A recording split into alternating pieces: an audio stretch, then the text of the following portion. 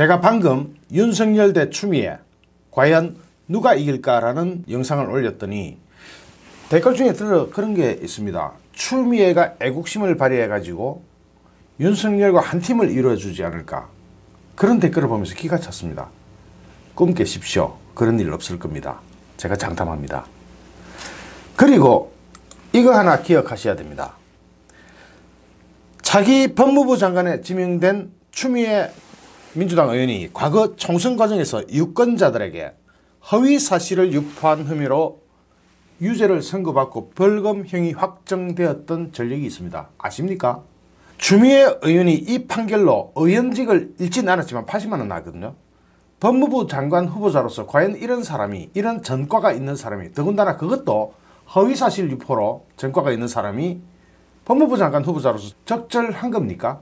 법조계에 따르면 서울 동부지법 형사 11부는 2016년 12월 공직선거법 위반 혐의로 불구속 기소된 추미애 후보자에게 벌금 80만 원을 선고했습니다.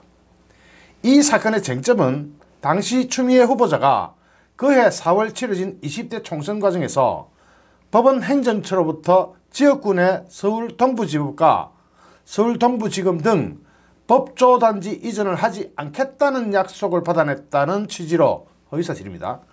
주장한 행위가 허위사실 유포에 해당하는지 이게 쟁점이었습니다. 법원 행정처는 1971년 개청한 이 지역 법원 검찰청이 늘어나는 행정 수요를 만족시키기에는 너무 넓고 협소하다고, 사실 거기 가보면 상당히 협소합니다. 협소하다고 보고 2000년대 초반부터 청사 이전을 검토 중이었습니다. 이에 기존 소재지인 광진구는 물론 송파구와 강동구 간에 법조단지를 유치하기 위한 경쟁이 막 시작되고 있었습니다.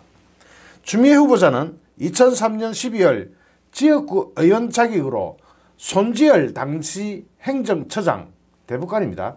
행정처장을 만나서 강남북 균형발전 등 명분을 들어서 법조단지를 광진구에 존치시켜야 한다고 주장했습니다.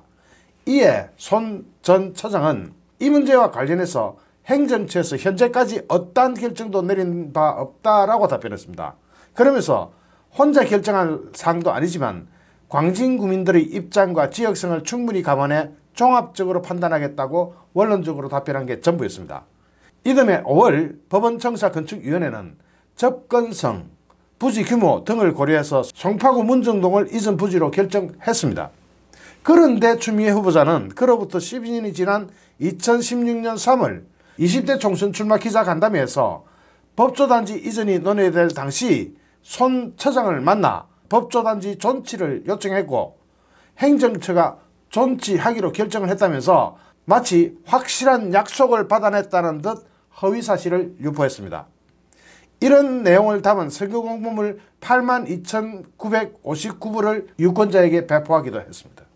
여기에 대해서 1심은 공직선거 후보자였던 추미애 후보자가 두 차례에 걸쳐 유권자들에게 허위사실을 공표한 행위는 유권자들이 후보자의 능력이나 과거 업적을 과대평가해서 올바른 판단에 장애를 초래함으로써 선거의 공정성을 훼손하는 범죄라고 못 박았습니다. 1심 판결이 그랬습니다. 1심 판결이 그렇게 나왔습니다.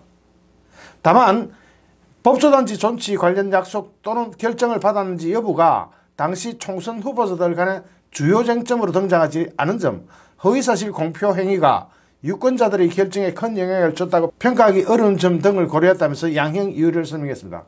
그러니까 허위사실을 유포하고 80만 원 벌금을 받아가지고 그 당시 추미애 후보자와 검찰 모두 1심에 불복해서 항소를 했지만 2심은 양측의 항소를 모두 기각했고 이 판결은 그대로 확정됐습니다. 이렇게 추미애 후보자는 당시 허위사실을 유포했던 경력으로 법원의 유죄 판결을 받았고 벌금형을 선고받았습니다. 이런 사람이 법무부 장관을 해도 되겠습니까?